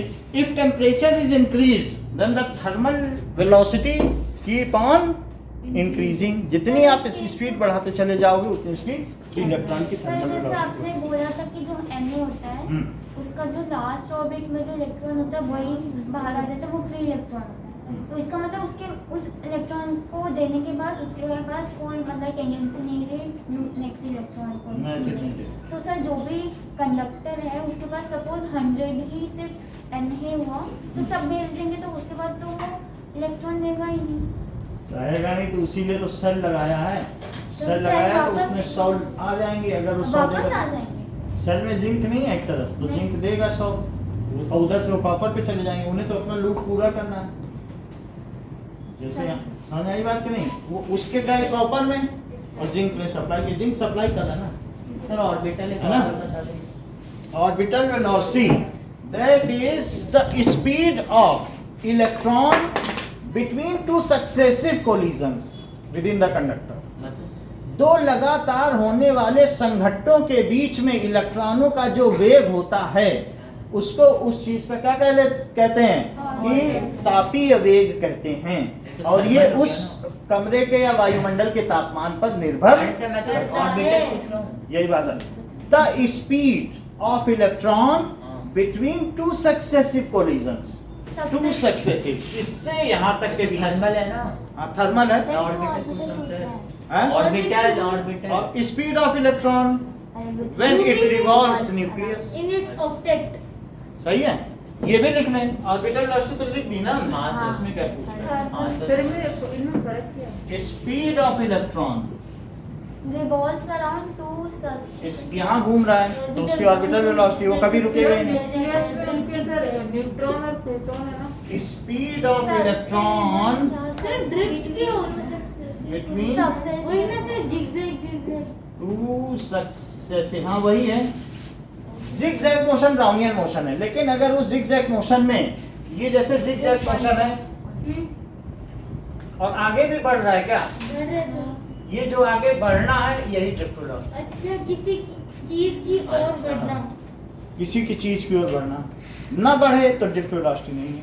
ये सिर्फ ब्राउनियन मोशन है। अगर एब्सेंस हो तब ये कह देना कि भाई इसमें कोई ड्रिफ्ट वेलोसिटी नहीं, जीरो है। No net movement. No net movement in any direction, और वो ड्रिफ्ट वेलोसिटी होगी। ठीक। So between two successive collisions in conductor sir, वो क्वेश्चन का आंसर अप्लायंस इज कॉल्ड, हाँ, थर्मल वेलोसिटी। ठीक है। थर्मल वेलोसिटी कितनी होती है? That is 10 to the power 3 meter. और फिर इनके बारे में एक्सटेंसिवली आपको बताया जाएगा। आप तीन चीज बस समझ लो। कोई पूछे कि क्या होती है तो आपको मालूम होना चाहिए, इससे ज्यादा आपसे पूछा। सर इसमें नहीं लिखा सर, वो है। आपने क्या बताया कि थर्मल स्पीड बढ़ेगी तो एनर्जी भी अगर मान लो उसको हीट करते जाओगे तो उसमें इलेक्ट्रॉन और तेजी से स्पीड अप होते हैं। और फिर वो इतनी तेजी से स्पीड अप होंगे कि तुम्हारी उंगली में ठक से मारे, गरम लगेगा। वहाँ पर फिर आपकी इम्पल्स जो नर्व जा रही है हाँ वो तो दिमाग वो में उसमें और मिली एम्पियर में करंट पैदा होगा। इलेक्ट्रिक इम्पल्स वो और तेज होगा। सर एक यहाँ पे समझ में आ गई बात? उसी से तो होता है, एनर्जी तो देते हैं। हाँ सर एक चीज बताओ ना सर, यहाँ पे लग जाता है ना जबकि कोई इलेक्ट्रिक करंट भी नहीं आ रहा, फिर जो हमें कुछ होता है। सब हो जाता है। इलेक्ट्रिक करंट भी तो जनरेट होती है कहीं से भी मारने से, कहीं पे भी मारने से। कहीं पे भी मारोगे कुछ भी होगा तभी तो। इसीलिए तो ये सब हमारे क्या है, सेंसेस हैं जो स्टिमुली को सेंस कर लेते हैं।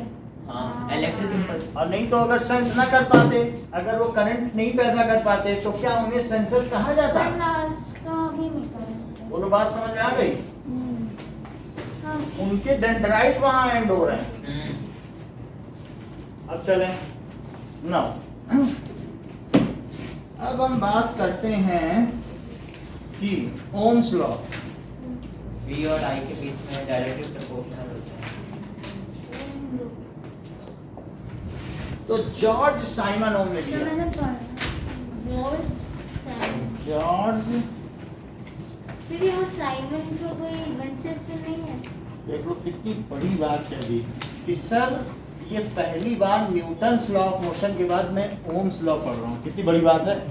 बोले अभी तक हमने लॉ ही नहीं पढ़ा, इसमें ऐसी क्या खास बात है, इसे लॉ तक अपग्रेड किया है। बोले पोस्टुलेट पढ़ लिए, थ्योरम पढ़ ली, प्रिंसिपल पढ़ लिए, लॉ पढ़े तो जमाना हो गया। सर ये सब क्या प्रिंसिपल? बहुत बड़ी बात है ऐसा प्रश्न। George Simon.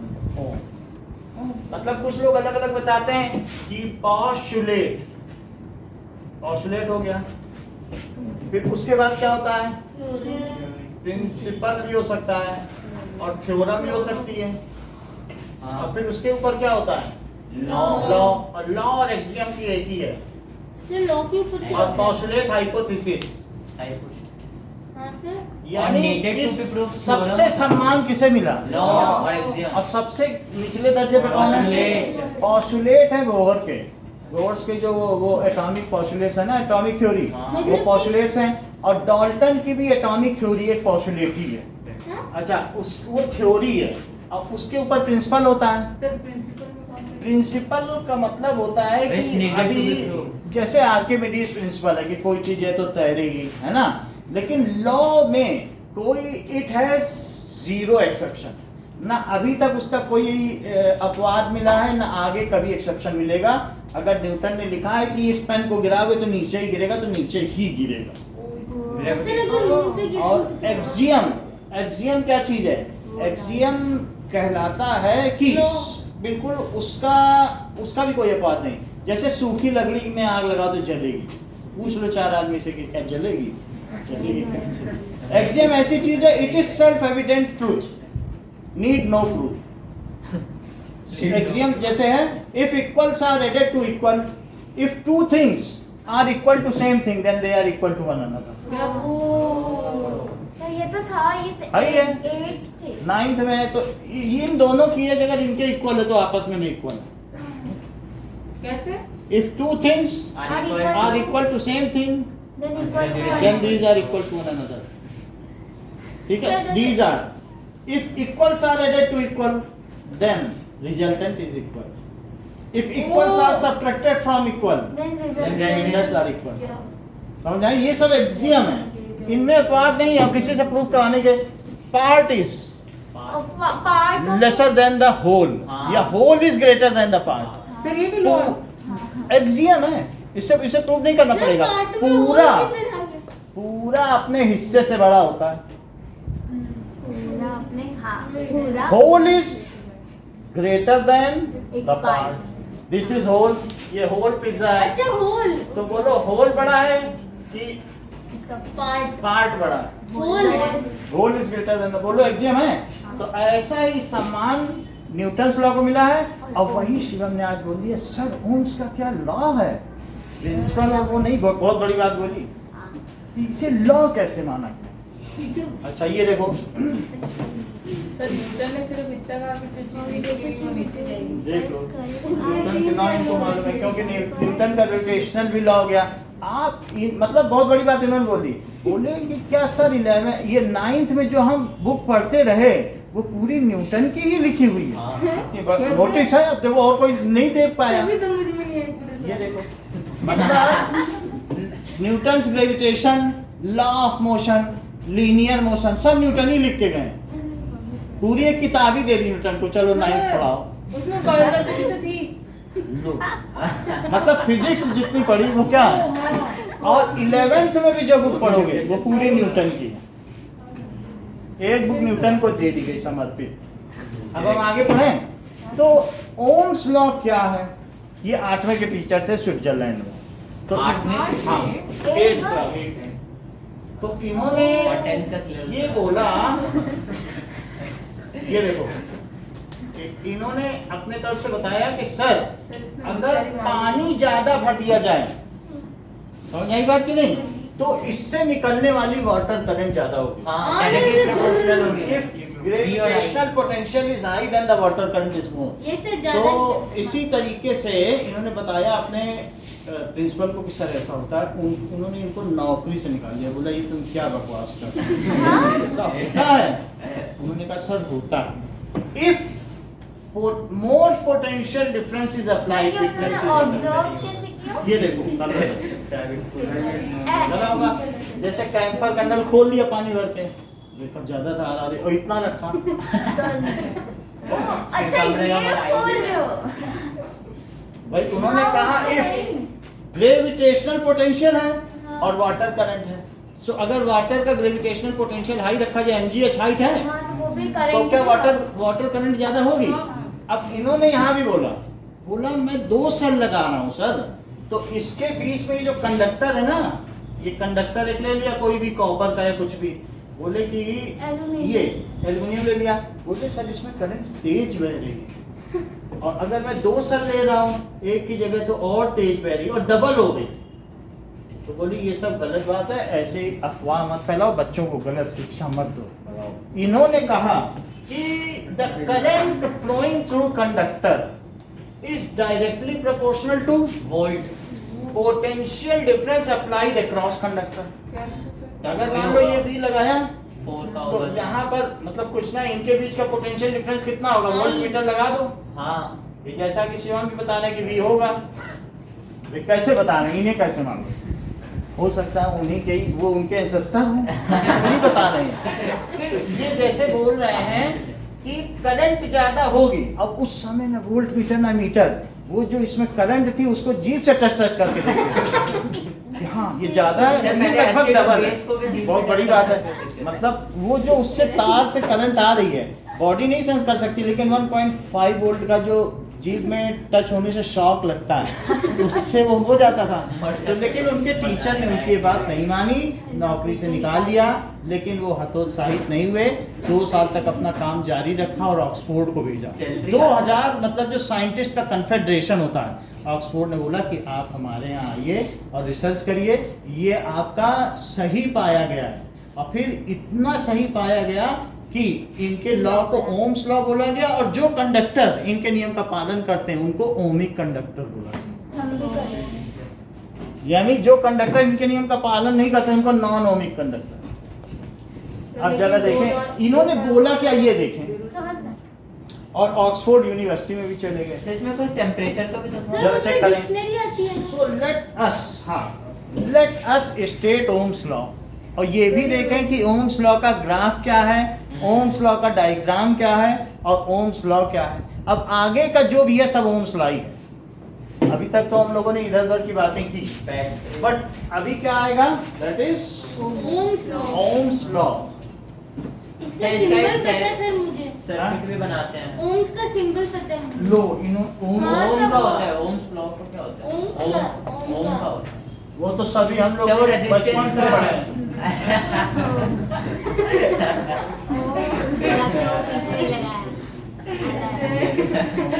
जो गुरुद्वारे में जाते हैं वो भी बोलते तो हैं एक ओमकार सतनाम। ओम हटा दे। चार। हाँ ओम हटा दे। चलो, now let us see statement of Ohm's law. So German physicist थे 1827 में। सो जर्मनी के थे। Found the relationship between current, इसको स्टेट कैसे किया इन्होंने कि electric current flowing through a metallic wire, sir किसका होता है? ये in the Ohm's law. At constant temperature, the current flowing through a conductor flowing is directly proportional to the through potential. A metallic wire. ये sir ओम law की definition देख लो, जो इसमें से इलेक्ट्रिक करंट फ्लो होगी, इसमें से भी इलेक्ट्रिक करंट फ्लो होगी। सर हमें तो यार पोटेंशियल डिफरेंस देख लो, across the end of the electric current flowing through a metallic wire, इसमें से करंट फ्लो हो रही है। चाहे वो जिंक की हो चाहे कॉपर की हो। सर through a conductor लिख दो। जो लिखा है मैं वही लिखूंगा। सर आपने जो Is directly नोट्स दिया है उसमें कंडक्टर है। ठीक है, is metallic wire Is is directly directly proportional proportional, to the potential difference across each. Directly proportional proportional to to, directly proportional to potential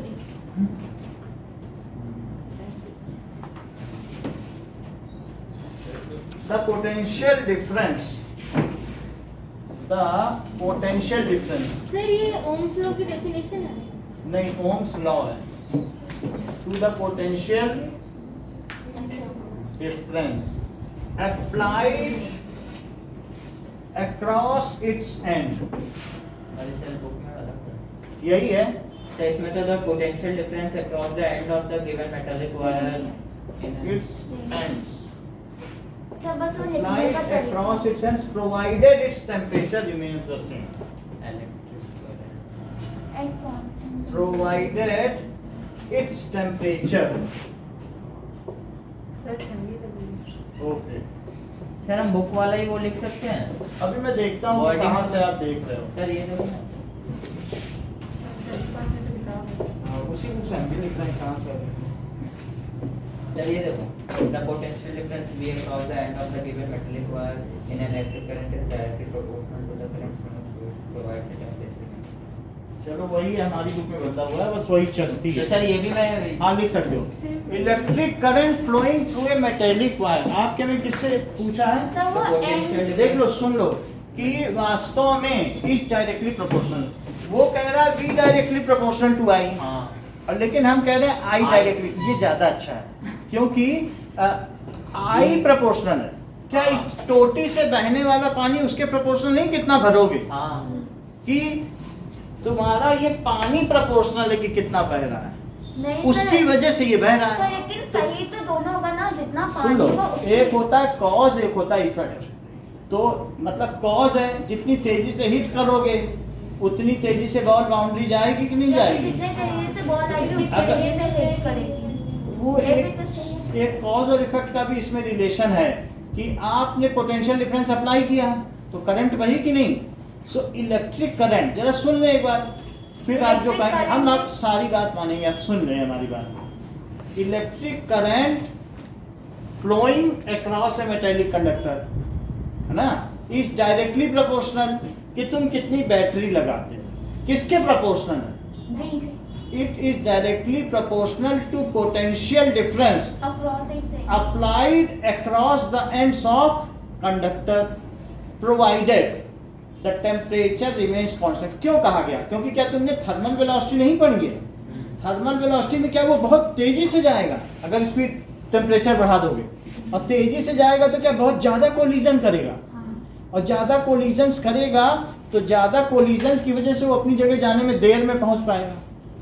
कई बार क्या होता है कि तुम्हारी सर्किट में बहुत गर्म हो जाता है, तुम स्विच ऑफ कर देते हो कि थोड़ी देर बाद चलाएंगे, क्योंकि टेम्परेचर की वजह से भी करंट कम हो जाती है कि नहीं, नंबर ऑफ कोलिजन्स बढ़ जाते हैं, टक्कर पड़ जाती है, और साथ ही साथ वो जो लेटेस्ट के पॉइंट है वो भी हिलने लगते हैं। मोबाइल उधर उधर तो अब जब सब ऑसिलेट होने लगेगा, टर्बुलेंट हो जाएगा, तो क्या करंट कोहेरेंट या आसानी से बह पाएगी? नहीं बह पाएगी। तो इसलिए इन्होंने कहा स्टैटिक टेम्परेचर रहेगा। जरा एक बार फिर से रिपीट करो, सर, मैं बोलूं? इलेक्ट्रिक करंट, सर मैं बोलूं, ठीक है अभी, मैं बोलूं, हाँ at बोलो। constant temperature the electric current flowing through a conductor is directly proportional to the potential difference across its ends. ठीक है, और एट कांस्टेंट टेम्परेचर बाद में बोल दे, रिपीट करिए कैटरीना। सर आपने इसमें पहले आपने नोट्स में चलो वो ठीक है, हाँ बोलो। Electric current from the metallic wire is directly proportional to the potential difference across its ends. Provided temperature remains constant Prachi. Electric current flowing through a metallic wire is directly proportional to the potential difference Applied across the ends of conductor provided temperature. remains constant। Devanshi फिर से समझाएंगे। An electric current provided in a metallic wire is directly चलो जरा देखो कि अब हम इसका एक सर्किट बनाएं, तो सर्किट में किस तरीके से हमने बहुत सारे सेल लगा दिए। सर इसमें ज्यादा हाँ ये देखो, अलग अलग में करेंगे ये circuit of Ohm's law. Flowing एक बार और समझ ले फिर ठीक ठीक बोल रहे। ये और ये इसमें हमने एक वोल्ट मीटर लगा लिया, और फिर इसके बाद एक एमीटर लगा लिया, हाँ देन स्विच क्लोज की लगा ली, और ये आया है। अब इसके बाद ये मेरा फ्री जॉकी है, ये इस पे भी हिट कर Dotted सकता होगा ना है, सर, यानी dot। हुक है। हाँ। मैं हुक डाल सकता हूँ कि नहीं? हाँ ये बात समझ में आ गई कि नहीं? सर वो ऊपर सेल लगा है तो ना ये जो है ये क्या है मेरा सर सेल में आप कैसे लगा सकते हैं? सेल के तो एंड में लगाना सेल चाहिए के ना। एंड है ना, तो हम यहाँ पे लगा दिए तो ये हमारा सर्किट हो गया, ये बाईपास हो गया। हाँ, तो बस तो अब ये क्या सिर्फ 2 वोल्ट ही ले रहा है, हाँ और ये एमीटर है। 4 6 अच्छा 2 8 वोल्ट है तो सारा यहीं तो गिरेगा। हाँ भाई तुम अपने घर से जैसे ये है ऐसे, यहाँ से इलेक्ट्रॉन गए 1 कूलम, तो 1 कूलम इलेक्ट्रॉन का तो 2 जूल एनर्जी लेके गए, तो अपने घर से पैसा लेके निकले तो क्या रास्ते में गिराते जाओगे कि दुकान पे खर्च करोगे? दुकान ये तो नहीं है कि तुम यहीं गिराते जाओगे। तुम्हारा 2 वोल्ट का ड्रॉप यानी 2 जूल पर कूलम का ड्रॉप यहीं तो होगा। सर ये कैसे मूव कर रहे हैं? इधर से भी इधर, इधर से भी इधर। भाई इलेक्ट्रॉन ऐसे मूव करेंगे और करंट इधर मूव अच्छा, करेंगे। समझ करंट मूव करने की कोई दशा दिशा नहीं होती, करंट तो वो कुछ मूव करता ही नहीं है। ये हमारा कॉन्सेप्ट है। आई फ्री इलेक्ट्रॉन्स मूव करते हैं। इलेक्ट्रॉन ऐसे मूव करेंगे। हाँ तो ये चीज कुछ मत दिखाओ, बस तुम अपनी करंट दिखाओ, ये करंट मूव कर रही है कि नहीं? हाँ और ये हायर पोटेंशियल, ये लोअर पोटेंशियल, बोलो बात सही है? फिर से समझो, इस तरीके से करंट मूव कर रही है। और अब हम एक यहाँ सर इतनी पर सारी बैटरी क्यों लगा दी? ये मैं दिखा रहा हूँ, सर तो फिर वो 2 जरा वोल्ट देखो, कैसे रहेगा? ये पॉइंट ए है, ये पॉइंट क्या है? B, ये C, सी है और ये D। डी। तो अब हमने यहाँ पर बना लिया सर कि लेकिन वो 2 वोल्ट कैसे रहेगा जब 4 बैटरी भाई लगे अभी हम तो? आपको हर चीज बता देंगे। D पे। ये देखो, पहले है पोटेंशियल डिफरेंस और दूसरा क्या है? करंट। हाँ तो इसकी रीडिंग 2 वोल्ट आई, इसकी रीडिंग कितनी आ गई? 2 वोल्ट। ये कांटा ऐसे घूमा, इसकी रीडिंग मान लीजिए जब इसको 2 वोल्ट रखा तो इसकी रीडिंग 1 एम्पियर आई। करंट। और इसमें एक रजिस्टर भी लगा हुआ है, रजिस्टर को आप देखो, बल्ब हो सकता है, कोई भी हो सकता है। तो ये हमने देख लिया। लेकिन अब मैंने अब इस जॉकी को बोला नहीं तुम यहाँ नहीं रहोगे, सर जोकी क्या होता है? किसी पे हुक लगा देना, हुक है ना, तो मतलब निकाला भी जा सके आसानी से, उसके लास्ट में हुक होता है। ना तो अब ये यहाँ से इस हुक को मैंने इस पे लगा दिया, 4 वोल्ट। तो अभी इससे हटा दिया। तो ये कब है? जब मैंने कनेक्टेड एट ए था क्या? हाँ। बोलो, सर तब 2 एम्पियर कनेक्टेड एट ए, ए। तो 2 वोल्ट ही तो अब इसको कितने सेल मिल गए बताओ? 2 2 सेल मिल गए, तो तो कनेक्टेड 4 एट बी वोल्ट। तो क्या 4 वोल्ट हो गया? हाँ सर। अच्छा बोलो, मेरा ये कहने का मतलब है तुमने कैंपर डबल भर लिया, तो क्या पानी की धार भी डबल हो जाएगी? हाँ। सर आई भी तो 2 होगा ए में, आई आपने 1 क्यों लिखा?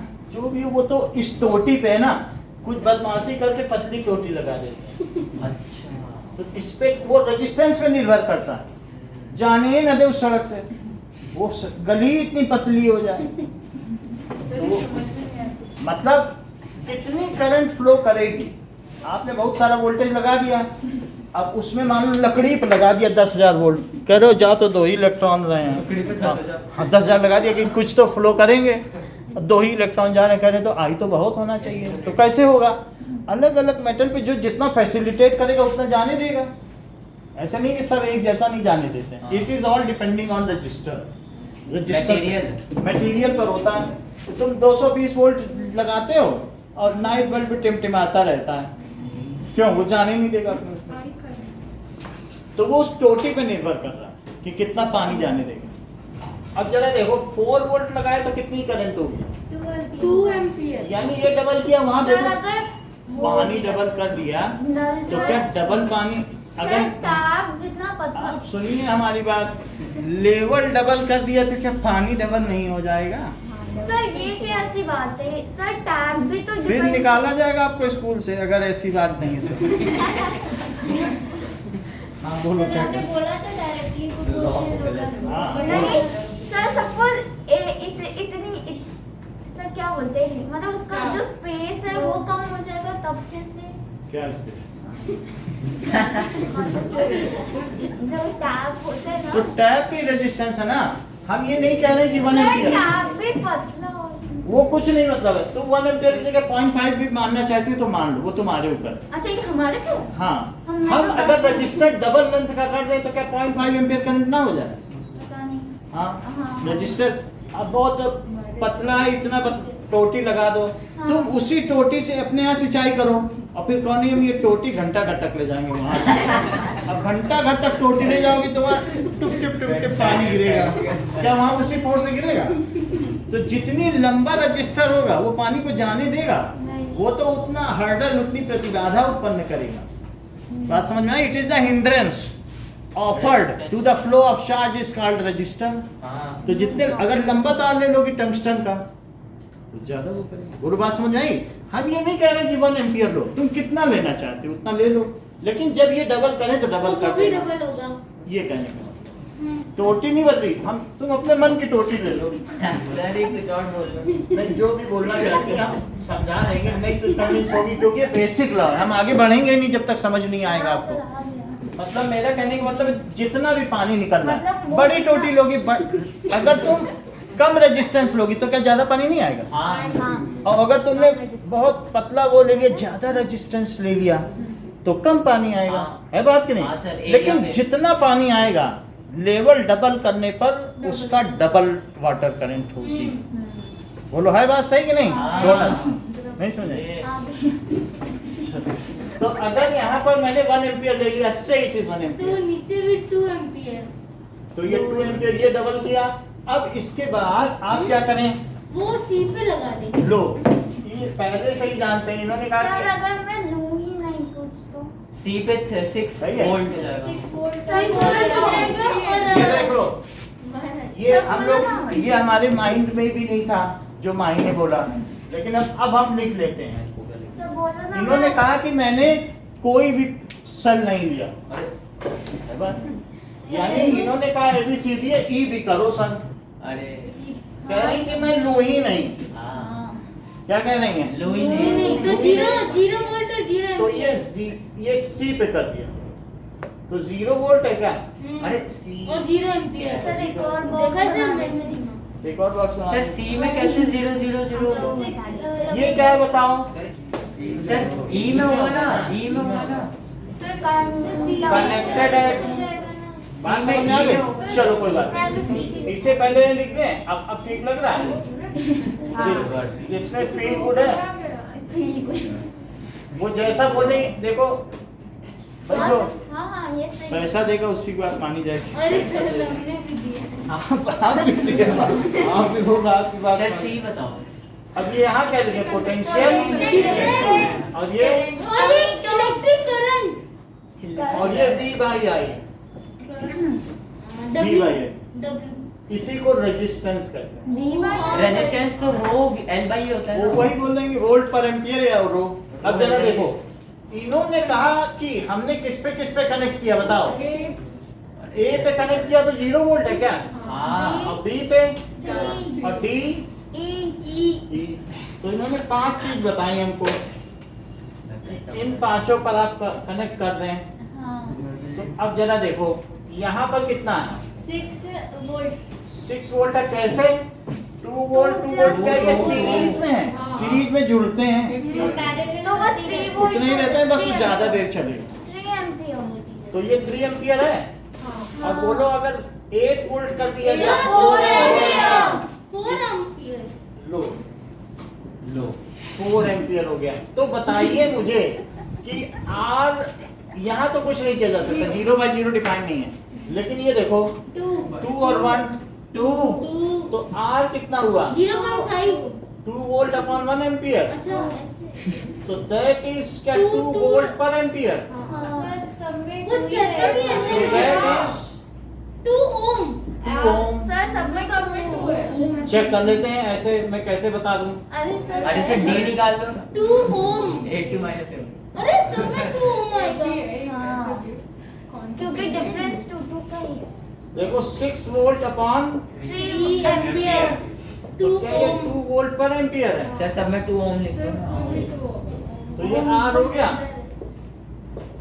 8 वोल्ट अपॉन 4 एम्पीयर तो that is equals to 2 volt पर एम्पियर, तो 2 ओम। सर अब ओम का बना दो साइन। अच्छा ठीक है, ये ओम ओम बन है, गया। इसी को ओम कहते हैं। अच्छा हाँ, एक बात मैं बताओ, बोल रही हूँ। मान लीजिए मेरे पास सिर्फ यही चीज है, क्या चीज़? हाँ यही सर्किट है और कुछ भी नहीं है, तो क्या मैं उस रजिस्टर का रेजिस्टेंस निकाल सकता हूँ? हाँ। जैसे इनके पास आनंदिता के पास वो निकाल बोर्ड सकते। रखा हुआ है, तो उसमें एक रजिस्टर भी है, नहीं है कोई बात नहीं। तो सर हमारे रजिस्टर है ना बहुत। ये सर निकाल ये एक अच्छा, रजिस्टर था, इस पे 10 ओम लिखा है, हाँ सर दिखाओ। लेकिन ये 10 ओम लिखा है ना, हाँ 10 हाँ। ओम नहीं दिख रहा। ये। हाँ तेरे को दिखा। अच्छा ये 10 ओम है, मैंने इस पे 10 वोल्ट सप्लाई की थी, बताओ 0 10 वोल्ट पोटेंशियल डिफरेंस अप्लाई किया था, कितनी करंट 0 1 एम्पीयर 1 0 होगा ना। ये भी बहुत अच्छा बोल रहे हैं, 1 अभी भी और भी अच्छा बोल रहे हैं। दैट इज 10/1, क्योंकि हाँ। 10 एक रेशो है। अरे सर R कैसे क्या है? रेशो है। 10 एम्पियर का मतलब क्या है कि 10 वोल्ट लगाओगे तो 1 एम्पियर करंट लोगे। जैसे R की वैल्यू कितनी है रेजिस्टेंस की 10 है। चलो अब आप ये फिर से समझो, इतनी बात समझ में आई? अब इसे समझें फिर वहां जाएंगे, अभी हमें ज्यादा जल्दी है। That is electric current flowing, electric current flowing through a conductor is directly proportional to potential difference applied across its ends, provided that the temperature should remain same. इतना बोल दो फिर हम आपकी बात मैं सुनेंगे। बोलूं? Electric current flowing through a metallic wire. Electric current flowing through a metallic wire is directly proportional to the potential difference at its end, provided that its temperature remains same. Applied across its ends.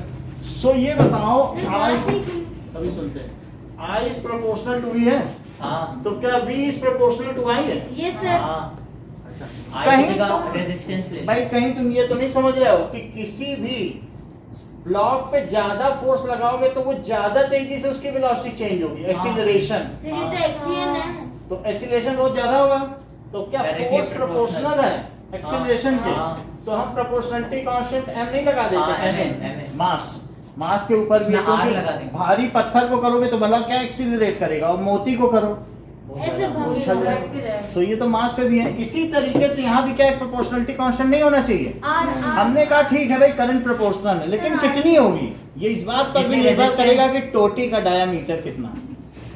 What is the diameter of tap? है ना? How much is the opening of this tap is also a determining factor for the flow of Water. current. Sir rheostat क्या होता है? अभी बताते हैं। Variable resistance. So ये IR इसमें Controlling सुनो IR where R क्या है बताइए? कॉमन नहीं constant term. R is proportionality constant. हाँ। वही तो पूरा Constant. Called इसे क्या कहेंगे? रेजिस्टेंस of रेजिस्टिविटी भी होता है सर। वो बात की बात है। कंडक्टर इसे क्या कहेंगे? Conductor. Resistance of conductor. R proportionality constant है, it is called resistance of conductor. Katrina, अगर मैं पोटेंशियल डिफरेंस बढ़ाता हूँ तो रेजिस्टेंस बढ़ेगा कि कम होगा? घटेगा। कम होगा। कुछ घटेगा बोल रहे हैं और कुछ बढ़ेगा भी बोल सर रहे हैं। बढ़ेगा ना? सर घटेगा। सर बढ़ेगा। क्या सर, मतलब घटे है? तो फिर वैसे ही अगर रहेगा। volt ये बात, ये कह रहे हैं कि फोर्स बढ़ाओगे तो क्या मास बढ़ता जाएगा, अट्रैक्ट और बड़ा होता चला जाएगा। वो तो proportionality constant क्योंकि बढ़ ही नहीं प्रोपोर्शनलिटी सकता। कांस्टेंट कभी बदलता ही वही नहीं। तो बढ़ ही नहीं सकता proportional। अच्छा, या फिर इन्होंने यहाँ से देख लिया होगा वोल्टेज बढ़ा है, रेजिस्टेंस नहीं बदल रहा, मतलब ये बहुत कनखियों से देख लेते हैं। मतलब कैसे इन्होंने पता किया? अरे देखो वोल्टेज बढ़ा जा रहा है कि, और बाकी लोग कह रहे हैं नहीं सर पानी ज्यादा बढ़ोगे तो टोटी भी तो बढ़ जाएगी। कुछ लोग उधर भी हैं, ज्ञानी बैठे हैं, सर टोटी कम हो जाएगी। पानी बढ़ा के बहुत अलग अलग तरीके के लोग हैं। सर मैंने सर तो आपकी एक तो काफी प्लीज। रुक जाओ, समझ में आई कि नहीं? टोटी पे रिसर्च कर रहे हैं कि पानी बढ़ाने से टोटी पे क्या असर पड़ेगा। मैंने इतना सोचा ही नहीं। रखिए रखिए, हाँ कोई बढ़ा रहे कुछ ये बढ़ा रहे, देखो, मैंने ये बहुत अच्छा बताया। इनके मन में था टोटी पे क्या असर पड़ेगा, इनके घर में हो सकता है कैंपर हो, हाँ। ऐसे कैसे बता दिए? सो इट इज आर, समझ में आया? हाँ। So what is R? Proportionality constant is called resistance of the conductor. It is called resistance of the conductor. Define करो resistance of the conductor. Where R is proportionality constant नहीं is called resistance of conductor. ये बिल्कुल ठीक कह रहे हैं, इससे पहले कि हम लोग भूल जाए नोट करने। It is the ratio of potential difference applied to the current flowing in conductor. it is the ratio of potential difference. R क्या है? क्या V by I है? और V है R into I. It is the सही किसका लियो? ratio of potential difference applied. Potential To current flowing in that conductor. difference applied across conductor.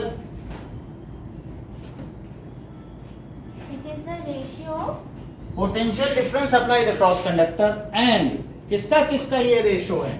And electric current flowing in that conductor. and potential. flowing through sir ये it. समझा देना एक बार। बता दे रहे हैं। ये देखो आर यानी किसी भी वायर का रेजिस्टेंस, चाहे टंगस्टन हो या और भी कोई हो सकता है, तो उसका जो रेजिस्टेंस है वो क्या होगा? क्या? Same. It is the ratio of potential difference applied across the conductor Right, to the correct. electric current flowing through it. हाँ. Repeat करो. Sir resistance. Sir, the ratio of potential difference applied by the current flowing. नहीं नहीं बोलो.